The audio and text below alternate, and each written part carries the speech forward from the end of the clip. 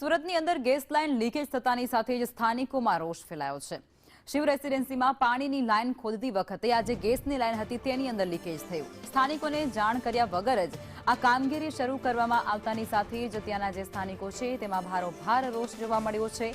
Gas leakage થતા ફાયરની team તાત્કાલિક ઘટના સ્થળે પહોંચી ચૂકી હતી। કોઈપણ પ્રકારે અનિચ્છનીય બનાવ ન બને તેની તકેદારી ફાયરના જવાનો દ્વારા રાખવામાં આવી હતી, પરંતુ આ આખી જે કામગીરી અત્યારે કરવામાં આવી રહી છે જે તેને લઈ સ્થાનિકોમાં ભારોભાર આક્રોશ છે, કારણ કે સ્થાનિકોનો આક્ષેપ કંઈક એવો છે કે તેમને પૂછ્યા વગર જ આ કામગીરી શરૂ કરી દેવામાં આવી છે। પાણીની લાઇન ખોદતી વખતે ગેસની લાઇનમાં લીકેજ થયું।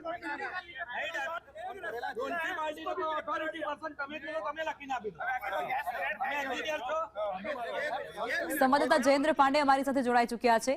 જયેન્દ્ર, જે પ્રમાણે વિગતો મળી રહી છે કે પાણીનું ખોદકામ કરાતું હતું અને ત્યાં ગેસ લાઇન લીકેજ થઈ ચૂકી છે, જોકે સ્થાનિકો દ્વારા એવા આક્ષેપ થઈ રહ્યા છે કે આ તમામ કામગીરી તેમના ધ્યાન બહાર કરાઈ રહી છે।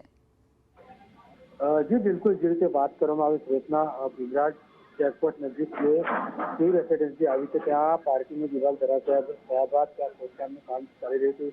એ દરમિયાન જે ગેસની લાઇન જતી હતી તેમાં લીકેજ થતાની સાથે જે છે ત્યાં પાણીની સાથે ગેસ લાઇન પણ બંધ કરી દેવામાં આવી હતી સલામતીના ભાગરૂપે, પરંતુ ફાયર વિભાગ ત્યાં પહોંચી ચૂક્યો હતો અને સંપૂર્ણ પગડે જે છે સપ્લાય તે બંધ કરી દેવામાં આવ્યો હતો। તથા બીજી બાજુ શિવ રેસિડેન્સીના લોકો જે છે રોષે ભરાયા હતા કે અમને પૂછ્યા વગર અમારી પાઇપલાઇન કઈ રીતે ખોદી શકે, કઈ રીતે બંધ કરી શકે, તેને લઈને લોકો રોષે ભરાયા હતા।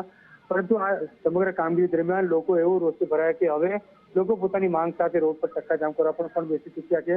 મહત્વની બાબત એ છે કે આ સમગ્ર જે ગેસ લીકેજની પાઇપલાઇન જ્યારે ગેસ લાઇનમાં લીકેજ થઈ તે દરમિયાન કોઈ પણ પ્રકારની જાનહાનિ ન થઈ હતી। સમગ્ર બાબતે ફાયર વિભાગે આ સમગ્ર મામલે લાઇન જે છે તે સંપૂર્ણપણે બંધ કરી દેવામાં આવી છે। આભાર।